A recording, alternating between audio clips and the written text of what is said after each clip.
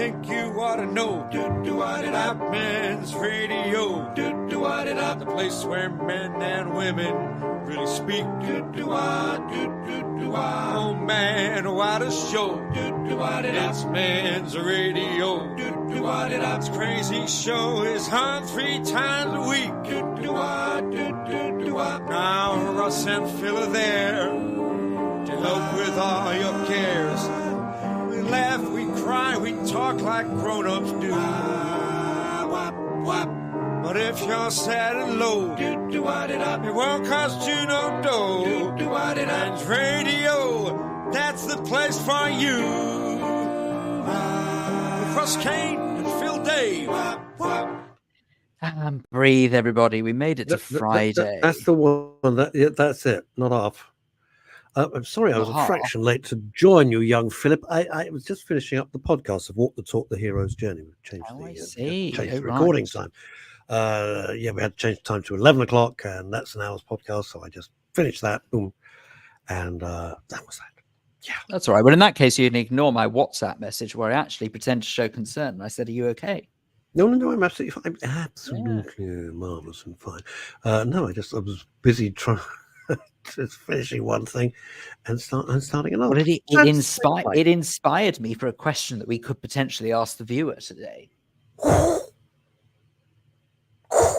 How apprehensive are you as a person?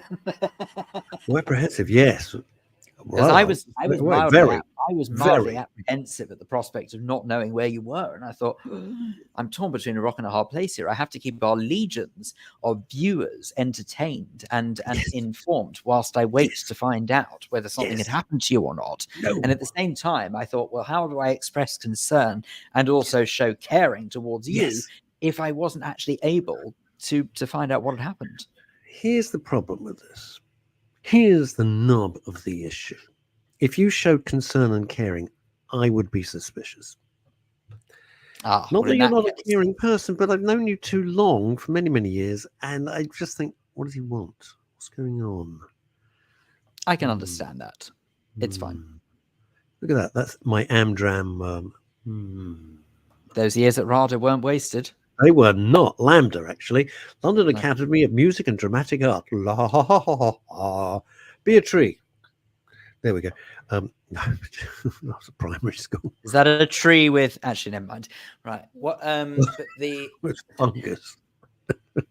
Is that a tree with Dutch elm disease? I tried to be clever today. I was making notes for the podcast. Right? So I decided to use a pen with a nib, like a proper fountain pen. And I keep wiping my hands all over the blooming ink. So it's completely... It has to be said, for those younger viewers amongst us who don't necessarily know what that is, there we are. Yeah. That's a nib, everybody. There's a nib. There's a nib, everybody. See? That's what a nib looks like. Great on radio. Lovely. You're just listening in the car. But that's what a nib looks like. So well, if you are listening, just to reassure you, we are both demonstrating the fact that we are both stuck in the mud in the years gone by. And as a result of it, we both have fountain pens. Look at about our persons. This is... Oh, look at very... that. Do you know what this is? That's a bullet. Well, you're absolutely right. This is handmade in America, and I sent off for it because it just tickled me. So the clip is a rifle. Oh. This is wood. This is an actual bullet. Good Lord. So if you see, it's an actual bullet that is made, and then you, like a rifle, push the bolt forward, literally push the bolt forward. And then the ink splats everywhere because it shoots out. There you go. And it's really a lovely piece of work. I think some U.S. Army veterans make these, and I absolutely blooming love it. The veterans make that. Is that really that's all they've got left? The end is just like a bullet. The end is a bullet. Yeah, the end is a bullet cartridge.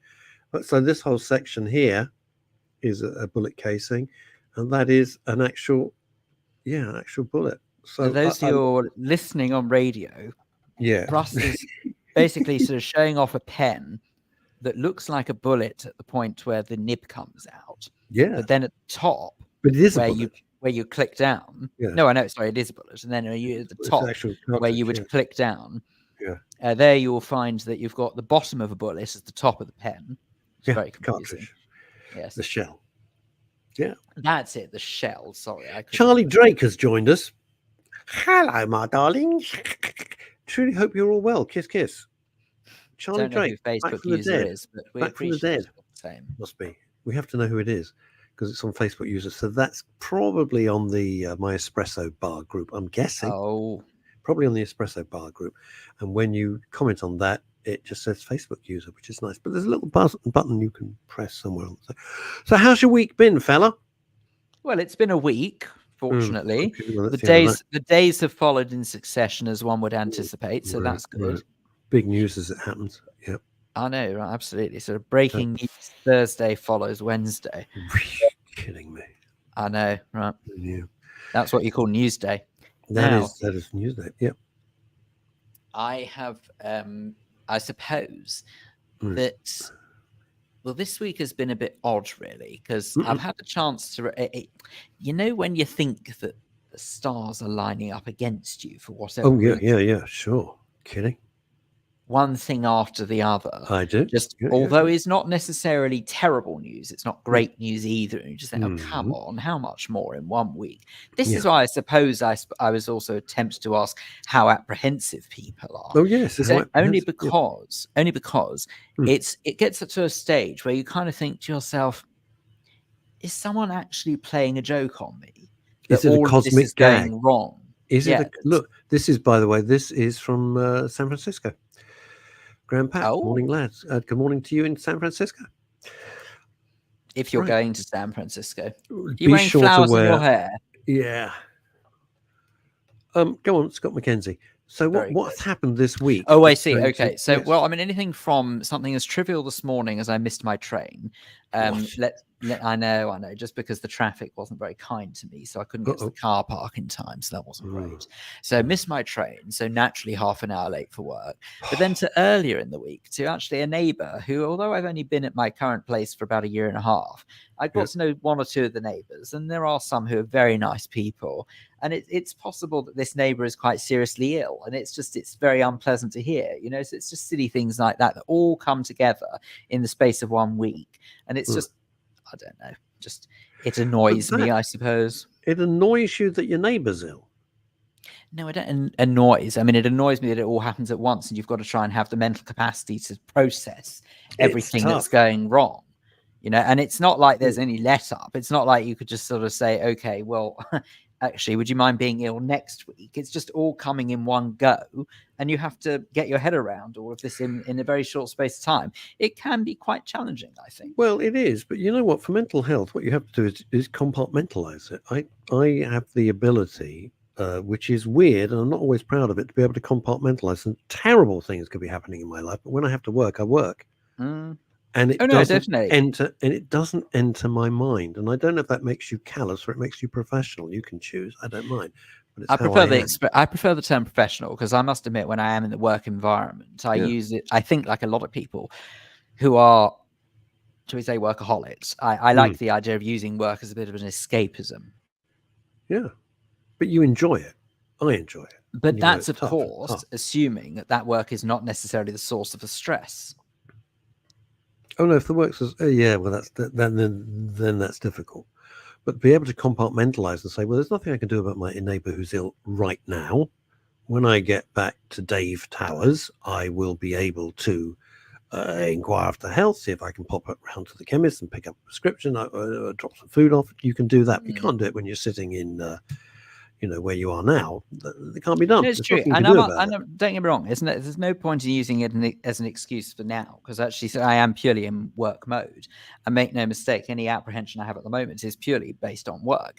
But I suppose what I'm trying to get at is that whereas you sort of look to getting out of work as maybe a chance for a bit of escapism, when you hear a cluster of bad news, again, like trivial stuff, like for example, I'm very, very lucky in the sense that I have assistance in looking after my little flat. I have a cleaner who comes in once a week, because unfortunately my skills of cleaning are not as good as my skills at tidying, and as a result of it, I got a message from her the other day saying that she'd broken something. So it's just silly things all happening in one go, you see. Not your whiskey collection.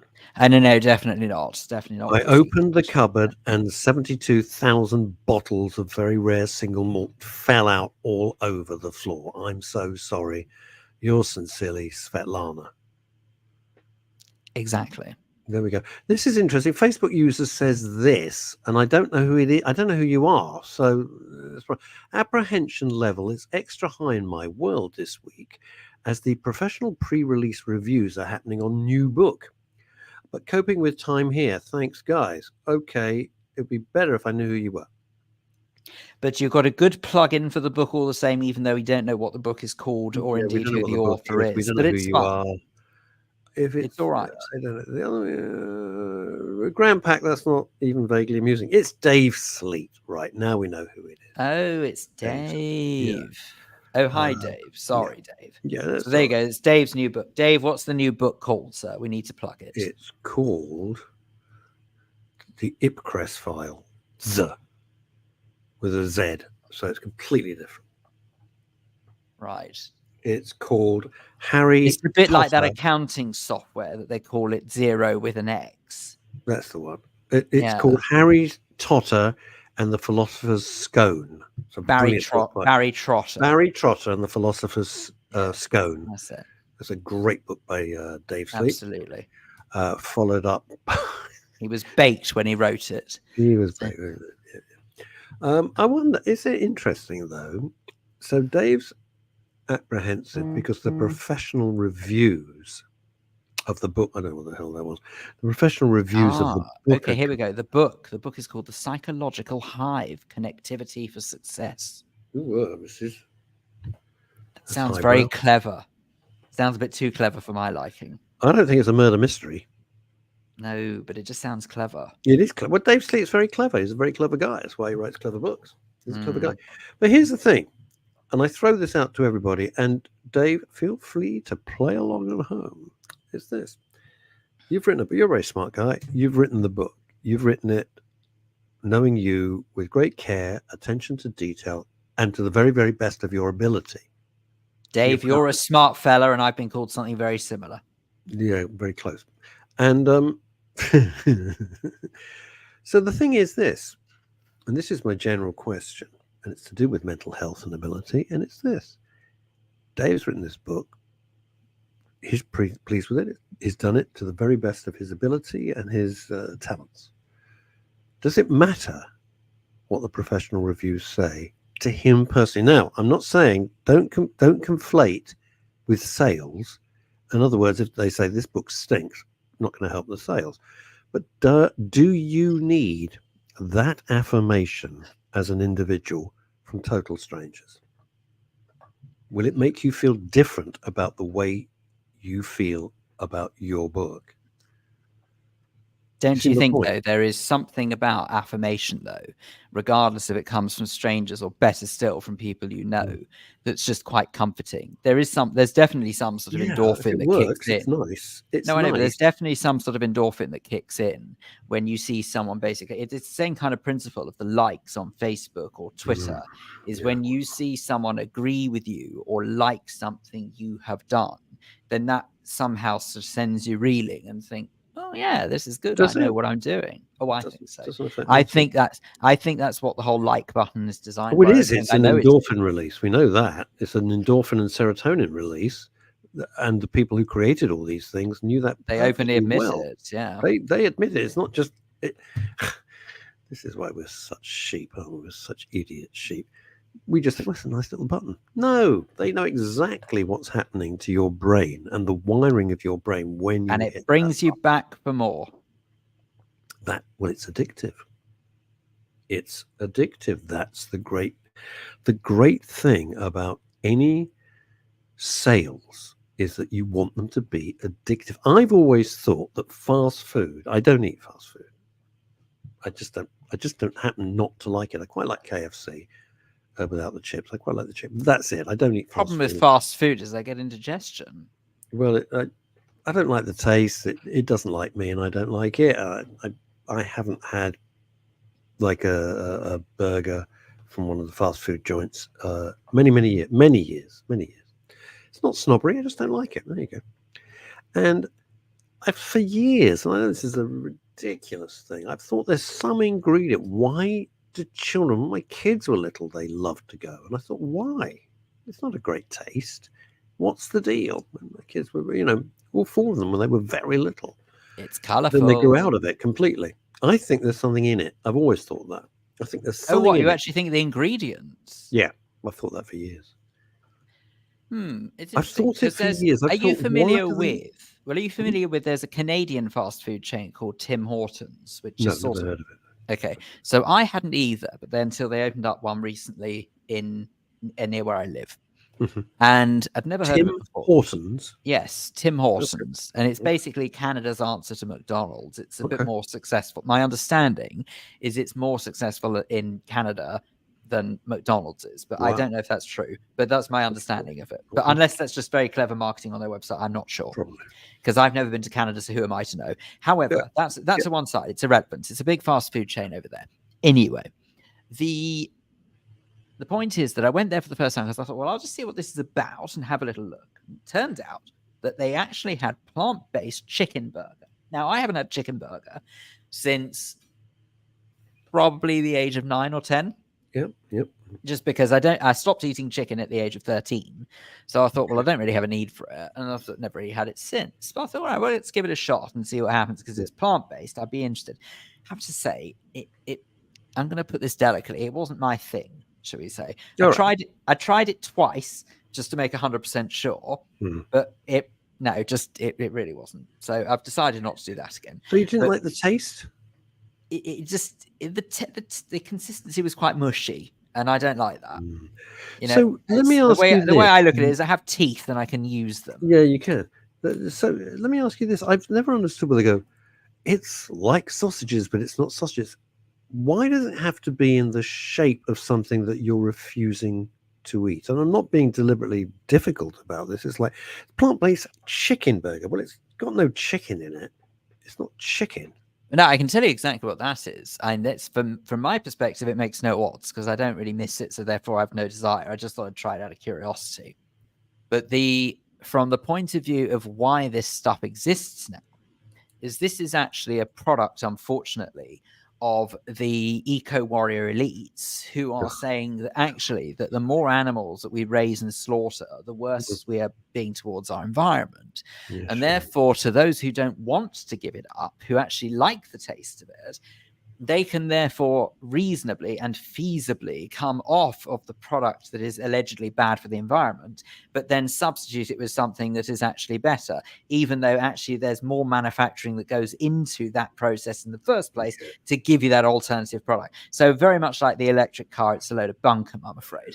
It's another hoax, and it's another way of people making billions and billions of dollars out of the biggest con that we've seen in. Well, I mean, if you think about the logic behind this, in all seriousness, if you think of, they use plant-based stuff as an alternative, so as not to sort of maybe potentially pollute the atmosphere with as much methane, say, from the cows and stuff like that. I mean, like the cows in my family are full of methane, so that's not going to change. But it's more about that. If you think about sort of raising a herd, and then the herd obviously let themselves go as and when, and that's bad for the environment. But actually, if you stop and look at all the ingredients that goes into these plant-based items, right, versus the one ingredient or two ingredients that goes into an actual beef burger, namely beef, and versus as opposed to sort of like the mushroom, the plants, the different sort of orbits, and goodness only knows what. So you have to gather all of those raw ingredients together, arguably causing more damage to the environment because of all of the effort you have to put into gathering it all together and transporting it into the factory. Do you see what I mean? So actually, it's just a load of nonsense. Well, also rubbish. A report came out this morning, and this is going to shock you, Phil. It's going to shock you. I hope you're sitting down. I'm poised. And everybody all over the world, they've just realized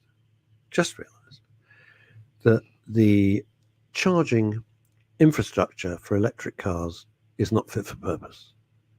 No. Clearly, they realized it this morning. If they'd been listening to The Daily Show for the last 5 years, plus, they would have realized that quite some time back. Right. What a con. What a con. Well, it goes deeper than that, I'm afraid, because as we've discussed before, I mean, if anyone thinks they're being kinder to the environment by buying an electric vehicle, if you look at what goes into the manufacturing of said electric vehicle, I promise you ain't being kinder to the environment. At best, it's probably the same as a petrol vehicle. But anyway, and the new engines are so much cleaner. We're not in. It's not 1957 anymore. You know, it's 2024, right? And the technology has moved on. I was to say, I couldn't agree more. Just filter the current engines. That's all you have to do. Keep working on that filtering technology, because that's a good thing. Yeah, I would be one of the last people to buy an electric car because I don't have anywhere to charge it, and I'm not prepared to build into my week. Sorry, Greta, you professional, useful idiot. Did you see Greta today outside court? She was wearing a terrorist scarf. Isn't that nice? No, of course she is, because she's the useful idiot for any bunch of morons. She really is an idiot. I've always thought she's an idiot. She taught crap, and she's an idiot. And I don't understand why the world... She is who Sandy Shaw wrote that song for. She is but a puppet on a string. Oh, she's a complete puppet. And we'd love to know, and I've said since day one, who is paying this person's expenses? Who? Not her, because something like this costs millions and millions and millions, and she's funded. I want to know who's funding her. Interesting. Yeah. Well, it's always been that. Very, very interesting. Greta Thunberg's a pain in the ass, and always has been, and always will be. She's a professional pain in the ass, and has added nothing except more division. The thing about it is, I'm not prepared to build into my day like several hours hoping to charge my car. I haven't. It's nonsense. I don't have the facilities where I live, nor are they planning to install it. I'd have to go to somewhere and hope the charger was free. I don't mean financially free, but available and working. If it's not free, that's an extra hour while the person in front of me charges for at least an hour. So they always said it. They tried to sell it with the usual crap. Just go and have a cup of coffee. My cup of coffee doesn't take an hour and a half. And not to mention, your cup of coffee doesn't normally come from a motorway service station. Well, there you go. It's just Grand Pac in San Francisco is the most. It's Tesla City here in San Fran, which is strange considering the miles they do here, which is nothing. Do they go anywhere? I don't know if they. I don't know if he means they don't go anywhere. They do. Well, I suppose in the state maybe, but within the actual city itself, they probably don't go too far. Never thought it would be worse for lorries. Should come here for pollution. Everyone burning smoke everywhere. Can't see the mountains. In what way? They got coal fires. They got wood fires. Maybe they're trying to keep warm, which is kind of a good thing. It's just nonsense. City. It really is. I would love to know, because one thing I sort of pride myself on is that I always look at the bigger picture. I always forward plan. I always think, well, how is this going to play out long term? That's one of the reasons why I always said that I really believed it was going to be until summer last year when people would truly forget about the pandemic. And it wasn't far off. It was January last year when they properly forgot about it. But even so, I was trying to think bigger picture. How's this going to play out? And this is sort of the way I look at the situation in the Middle East at the moment. And quelle surprise, it's kind of starting to come to fruition, where Iran is slowly but surely getting more and more involved in the everyday activities, should we say, and causing more and more disruption. Anyway, all of that to one side. I want to know what the end goal is with this. This is what I haven't quite been able to work out. How is it possible that all governments around the world have bought into this hoo-ha? What is it they know that we don't? Because to me, it doesn't make sense. I simply don't understand what the idea is when you consider that years ago, most people had their milk delivered by electronic milk floats in glass bottles that were reusable. Most people would stay here to go on holiday. They'd never fly abroad. Most people would have things like paper drinking straws. Okay, well, we've got them back again now. Happy days, they're revolting. That's why we got rid of them in the first place. But it's not the point. Most people had those. Most people would, say, grow their own produce or shop locally. They wouldn't buy on Amazon. They'd buy locally and they'd make sure. And buy seasonal goods. And buy seasonal goods. Absolutely. So all of these things that people used to do And yet people would burn coal fires, and yet they would drive around with 4-star lead petrol vehicles. And yet it's now that we're about to kill the planet. Why? I don't understand it. Why is it now that we've survived the Industrial Revolution. Yeah. We're still here. We've survived. We've got rid of 4-star petrol. We're still here. We've survived. Right? Steam locomotives are as good as gone. What am I missing here? Why is it here and now that we're at our most dangerous point? And no one's been able to properly answer. It's all to do with money, Phil. But no one's been able to answer that. It is. It's easy. All to do with. It's a huge, huge con. That's what it is. It's so that people can feels make like it. billions and billions and billions of dollars. That's why. Project Fear and make people billion. You only have to look at the pandemic and those bastards who made fortunes out of our misery, who should be held to account. And on the podcast today, I posed the question, do we trust anybody anymore? Do we trust anybody anymore? That sad but true. Repulsive piece of trash that was led into this country, who then in Clapham, 12 people affected with alkaline solution, which is like acid, right? Every single person who was complicit in letting them through should be held to account. Every single person who signed the documentation should be held to account. Why is that person here? How did they get in? They were turned down twice. According to the news reports, he was already a sex offender. But no, come in. It doesn't matter where he's from. He could be from Italy. I don't care where he's from. He should be held. And all the people who signed it off should be held to account. Hard to argue with that, to be honest. Not entirely sure what one can say. The truth is, anyone who profits from other people's misery is a very questionable individual, in my humble opinion. But anyway. Back to Spain. We've been to San Francisco. Let's go to Spain. They're burning olive branch. I don't know what brash? Branch, perhaps. Branches, burning olive branch, perhaps. When they prune after picking olives, plus whatever else they have. Well, that's gone on for millions of years, Chrissy. It's not... this is the other thing that is complete pants, and Graham Pax put his finger on a very nutty problem. How are the big lorries going to switch to electric? Well, the great myth is you'll have electric lorries, which is great. You should see what the American truck drivers have to say, because when you fill up, you can drive about 1,000 miles. About 1,000 miles. I'm talking about those huge rigs, the big 16-wheeler rigs that the Americans have. Actually, on that very note, on the big lorries, I remember reading one time that there was some sort of plan that all of the major motorways of the UK would eventually have overhead cables on, like tram lines do, so that the lorries would be able to make contact with these overhead wires and just carry on driving to their destination. Then they would have internal battery electric power in the vehicle to drive locally, but actually on the motorways, they'd charge up using... In principle, it's a good idea, but we can't even install chargers for everyone. No, so how on earth is that going to work? Phil, it's much worse than that. When they built the motorways, they didn't light them. Some sections of motorways are lit, some aren't. And if you do a lot of motorway driving like I used to, mercifully I don't, drive as little as I can because it's a pain in the ass. It's horrible. You're driving in the dark, it's time, blah, blah, blah. We don't have the money now in this country, and haven't had for decades, to retrofit lighting. Where they're going to find the money to suddenly put in electric overhead wires. Oh, like the trolley bus when I used to go and visit my great aunt in Finsbury Park. The trolley buses that they dismantled. You're too young to remember, but trolley buses were fantastic. Of them. No, I know of them. I don't remember them, but I know of them. Yeah, they were fantastic. And you'd have, I've forgotten the word, it begins with P. Help me out. And these two kind of prongs, big long poles, they have a proper protect on it, would make contact, and that powered the trolley bus. It was absolutely marvelous. But they binned all that because they have this short-sighted philosophy of everything.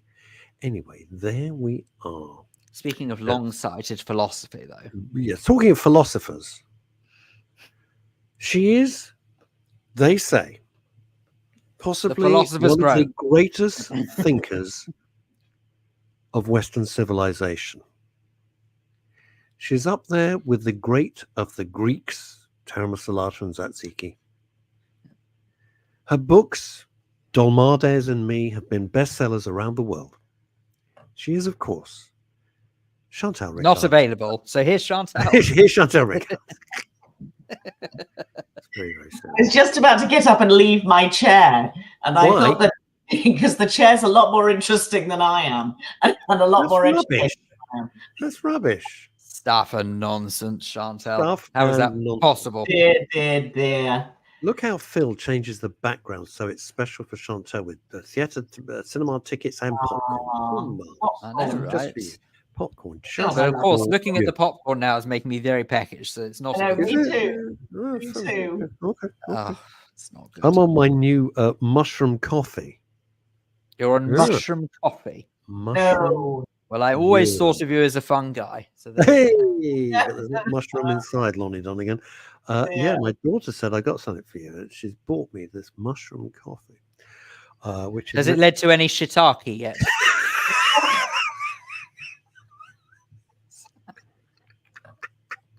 Dear. It's all going downhill. It went downhill the moment we said. He was the one who mentioned mushroom coffee. It's not my fault. He could have just said he had an espresso if he had to say anything. No, it's a whole new thing I'm trying out because I'm busy, so I need extra stuff. All right. Yes. So Graham Pack in San Francisco. In San Francisco, Graham Pack is asking, has Chantal borrowed one of Phil's cravats? I don't have woolly cravats. What's wrong with you, man? Very smart. You look very, very smart indeed. Am I allowed to say that? Can you even say that? Can I ask you a serious question? Yes. Have I got central heat? Not a joke. Am I allowed to say? What's that? I missed that. It's obviously rude. I said the serious question could be, have you got central heating?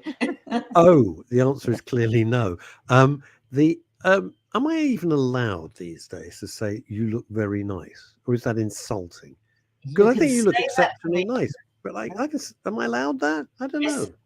Absolutely, definitely. Yeah, the woke still not tell you off for that. And I don't know. It constitutes impertinence in this day and age, but at the same time, it's a nice thought. Oh, doesn't it constitute a reinstatement of the patriarchy?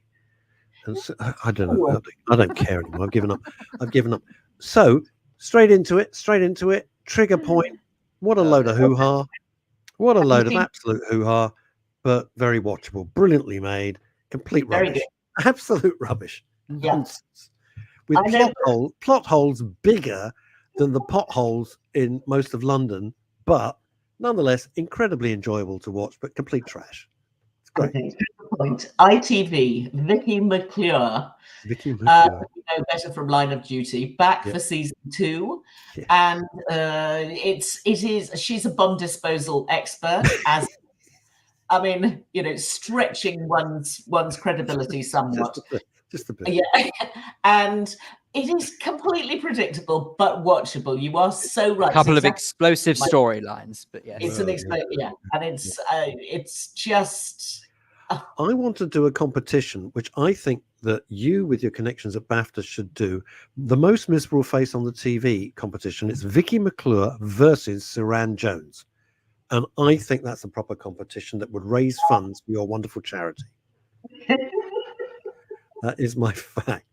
They're just not given fun parts. I think that's the problem. I'm sure they've got lovely smiling faces. I was looking at pictures of Vicky McClure, who always looks like she's just, eaten 10 lemons in Tesco's. And when I see her smiling, I'm going, who is that? Because she's when you see behind the scenes of Line of Duty, she's laughing and joking, and they're nice. They seem lovely people. Anyway, it's very, very well made. It's very exciting. It's complete rubbish, and it's enjoyable. You're selling it well. Well, it's enjoyable. It's don't expect it to be logical. It's just silly. The explosions are good. There's tension. There's there's the romance. There's hidden romance. There are terrorists. There are terrorists with drones. I'd never seen actually a drone before with 4 sticks of dynamite sellotaped underneath it. That was a bit of a new one for me. But I thought, hey, who knows? Why not go with it? And creepy as hell. I enjoyed the first episode, and there's clearly somebody out there in London wanting to create an awful lot of bother by blowing up power lines. Yeah. So anyway, we'll see where it goes. But you've only seen one episode? I've only seen one episode. Oh, I binge watched the whole lot. Oh no! Yeah, of course. Okay. I can't wait. With my memory, I've got a memory like a goldfish, right? If I've got to wait a week and go, I don't know, who the hell are these people? Where's the Jesus and the little wee donkey? No, that's the other show. I'm not going to follow it. So I just she's in Unhappy Valley, says Grandpa. Very good. Well done. She's very brave. She's very brave, Chantal. I saw I read an interview. I don't watch interviews. Yeah. And she said, I refuse to wear makeup at all throughout the whole show. Which obviously we'll have to wear some because otherwise the cameras would be a bit odd. But she didn't wear any makeup. And she, and she thought, no, I'm going to go with this as the person would be. They wouldn't turn up looking like Elizabeth Taylor or, Hannah Turner, modern references. They would turn up looking like they're about to defuse a bomb. Your eyelashes is about the last thing you're worried about. Well, you say that, but I suppose if I was going to be discovered after an explosion, I'd want to make sure I look my best. Yeah, you'd be spreading yourself pretty thin there. But anyway, then moving on. Good. Well, I didn't watch any more than the first episode because I was out at a book launch last night in Piccadilly at Hatchards for a fantastic new book called Groundbreaking, which is about the wild boar returning to Great Britain. But that's not what we're here to talk about. Slightly niche. That is slightly niche, even for you. You say that, but I've often been referred to. I've often been referred to as a wild boar. So just the boar. Oh, the wild boar returning to Britain. Soon there'll be wolves. It'll be great. You won't be able to go down to Tesco without being mauled. Oh, I thought that was Tesco in Watford already, to be honest. Joking. Right, I want to Are the supermarkets associated with mauling are available? But anyway. Hang on a minute. I'm not one to bear a grudge, as you know. You hide it well. Forgive and forget. That's my motto. But what happened to Anatomy of a Fall last night? So you went to the book launch about boars in Britain. I did. I got my dates wrong. She's not the first time, as you know, Russ. Chantal is the most elegant, wonderful person, the greatest hostess in London. One, her messages are like cipher. You need an Enigma code machine to try and work out what the bloody hell does she mean. This date, that I don't understand, yes or no. And the other thing, you may not see the film or the venue that you think you're supposed to. But apart from that, it goes like clockwork. Right. Well, I'm going to let the audience go and choose their own cinema tonight because I'm encouraging every single one of your listeners and viewers to run out and see my favorite film of 2023, which literally opens tonight, which is called American Fiction. It's a satire. It is about an American professor of humanities who is an African-American man who thinks that the modern literature in America that is being written about young African-American people is complete bunkum. So it's basically taking the whole sort of woke idea and very cleverly and carefully pricking a great big hole in the bubble of wokeness. It's so well written. I can't even begin to tell you how well written it is. It's incredibly well acted. Jeffrey Wright and Sterling K. Brown are the two male leads. And it is just 2 hours of absolute cinematic perfection. Wow. It's I think everybody should go. Very high praise indeed. It totally is. I was talking to the daughter of one of the most well-known British producers last week who has got his own Oscar. I won't name him, but an incredibly famous man. And I said to this girl, have you seen American Fiction yet? And she said, no, but it's my father's favorite film of the year. And he's voting for it at the Oscars Academy and at the British Academy. And that's going to be his vote of the year. So, and I thought, well, that was validation of what I had thought about this particular film. It's just incredibly well made, beautifully written, very well acted, and you've got to go and see it. It's a lovely comedic satire with sort of gentle, soft touches where actually there's quite a lot of pathos written into it. And it's honestly, I'm not going to explain more because the more I tell you about it, the more it will spoil it when you go and see it. But I encourage everybody to go and see it because I think it's just terrific cinema. Wow. Recommendation or what? Yeah, that's I it. should be so lucky to receive a review in my time along those lines. So there you go. Well, I don't think it'll be in British cinemas very long. I think it'll probably end up on the streamers pretty quickly. So if you want to see it at the cinema, then go and see it within the next 3 or 4 weeks, because after that, I think it'll disappear quite quickly. I have to say that my favourite film of last year, everything that you and I saw, and was The Taste of Things. I still love it. It still resonates with me. I thought it was absolutely fantastic. Yeah. For reasons I have no idea why. It was just It was just great. Anyway, there we are. Yeah, and the other thing I watched this week is clearly I wanted a week where I was sort of filling the house with laughter coming out of my television. I started watching the second series of Fisk, which I mentioned about 6 months ago because it appeared on Netflix sort of from nowhere. It's an Australian comedy, and they're saying it is the best Australian comedy for years and years and years. And you may remember it at the time when it first came out. It was about a sort of misfit lawyer who's a woman in her mid-50s, who's a little bit grumpy, doesn't really get on with very many people. Basically, she ends up working for a pretty crappy law firm in Melbourne, and she is the oddball in the office. And as with all great sitcoms, it's always best where they're in a confined space. And so this is a workplace comedy, and there are 5 main characters, but they're all incredibly well written. But it's genuinely funny. If you want to watch something that actually just delights the day, then watch Fisk.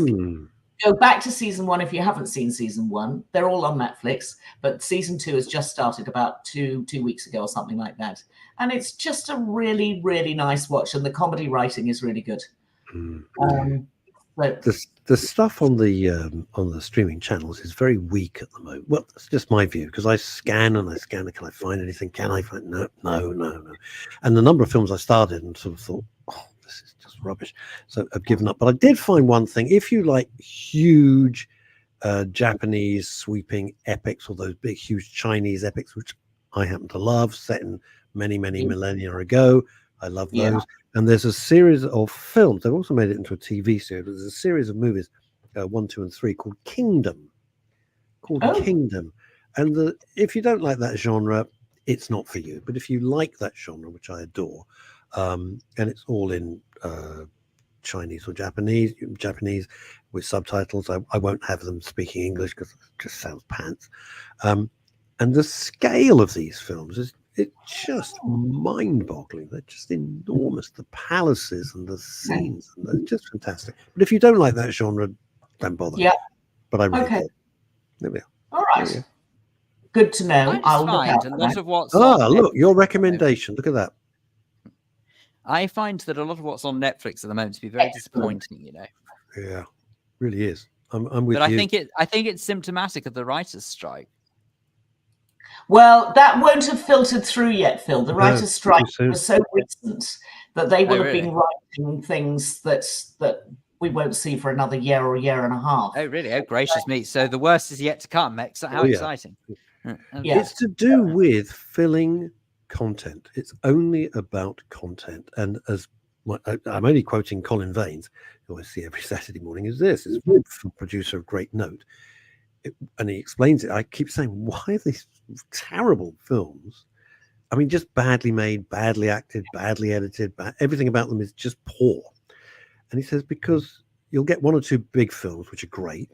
And then if you want to buy those films on your streaming service, you have to take all these other pretty badly done other films with it as a package. That's the deal, or we go somewhere else. And so that's why. And they've just got to fill it. Yeah. All the time. I had no idea, Chantal, and tell me this is true or not, but apparently it is, they know exactly how many minutes you watched each film. Sure.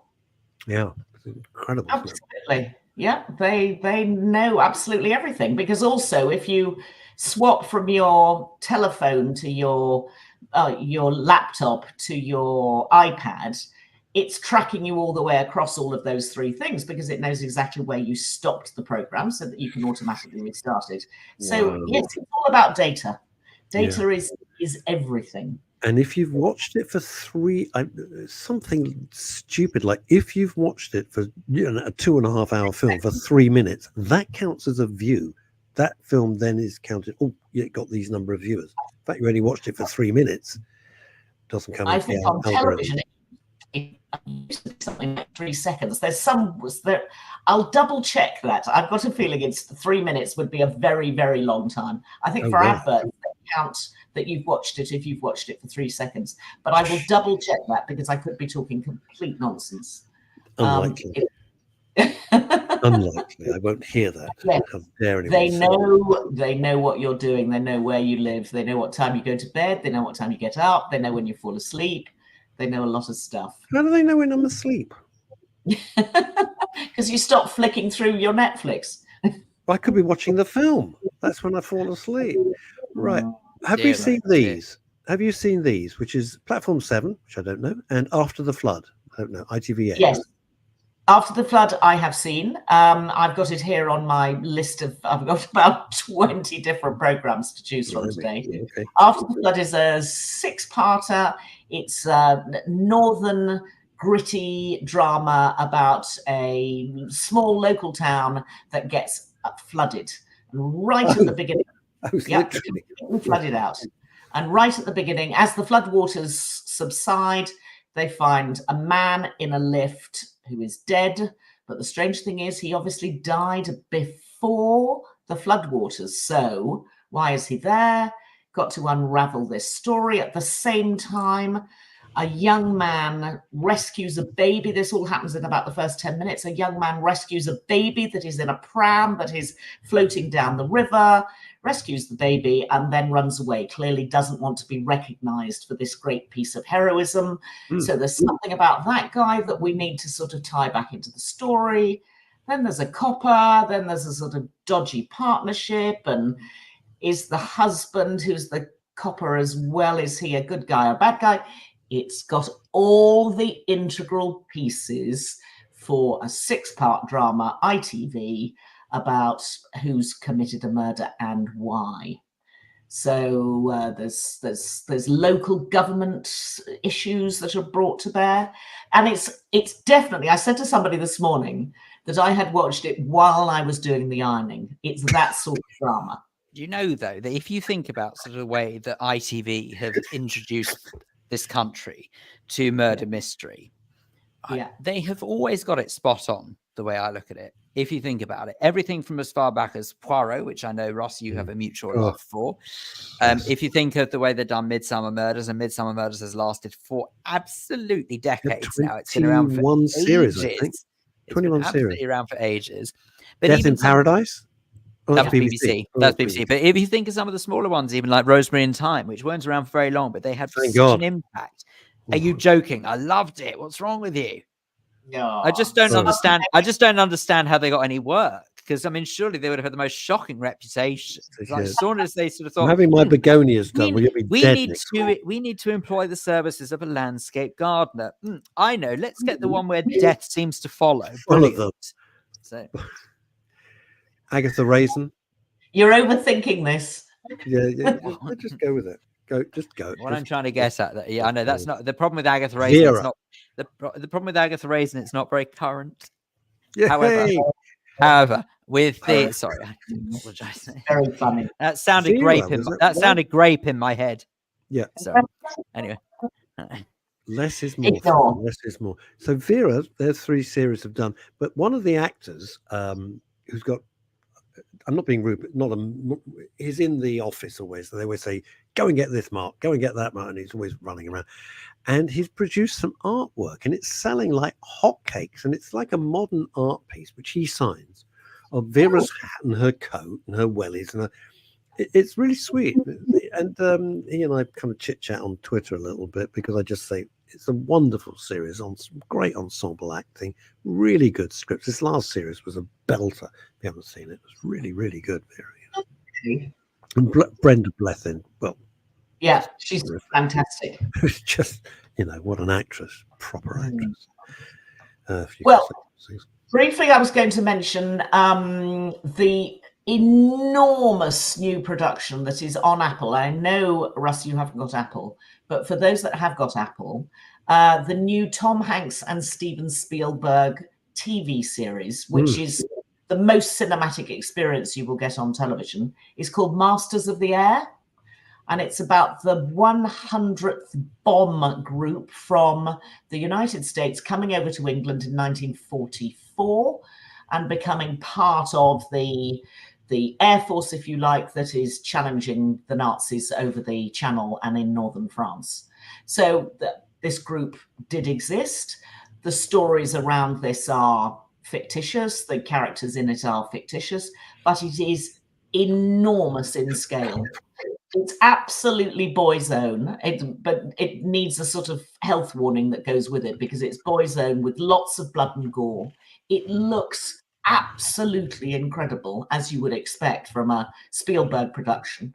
If you saw Band of Brothers all those years ago, the Pacific and Band of Brothers, then this is the next one, if you like, in that group of television programs that become much bigger than the sum of their parts because they come from a cinematic heritage, if you like. Anyway, there are two guys, the two central guys.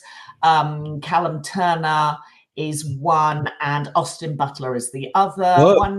Elvis. One is called Buck, the other one is called Bucky. Don't ask me why they wrote two characters with the name of Buck and Bucky. Makes absolutely no sense whatever.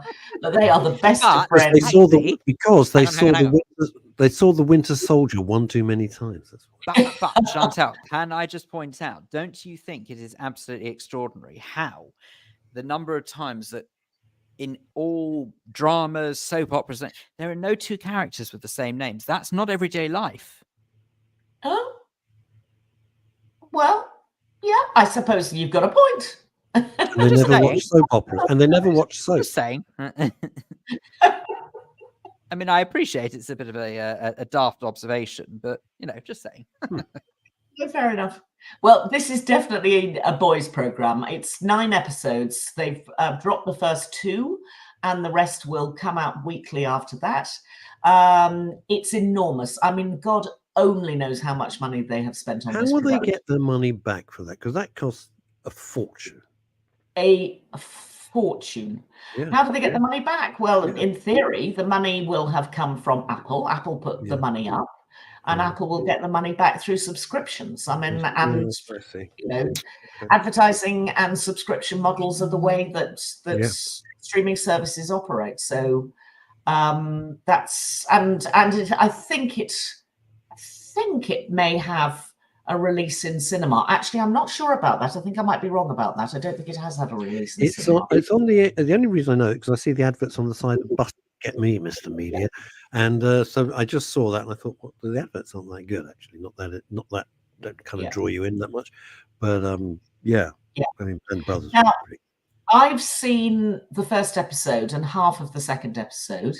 It's not absolutely for my taste. I'm not particularly interested in aircraft and battle scenes and stuff like that. But if I can see that it's incredibly well done. I'm not sure if I'm going to last the whole series, but I think if I were a sort of testosterone-fueled bloke, I would probably love it. So I'm just laying it out there, putting it out there for the viewers and listeners. Good question from Karen Shortland. I don't have Apple TV, nor me. So any idea when it might appear on other channels? Probably not. People will hold on to this forever. They will sweat the asset as long as they possibly can because I want to see True Detective, which you've talked about, said is great, but I'll have to get it's on Sky, and I don't have Sky, and I have no intention of getting Sky. Sorry, Phil, I don't. And so I don't know how I'm ever going to see it. I probably won't. Because the other series of True Detective have appeared either on, I think they're on Prime. So it will get to Prime. Okay, that'll be good.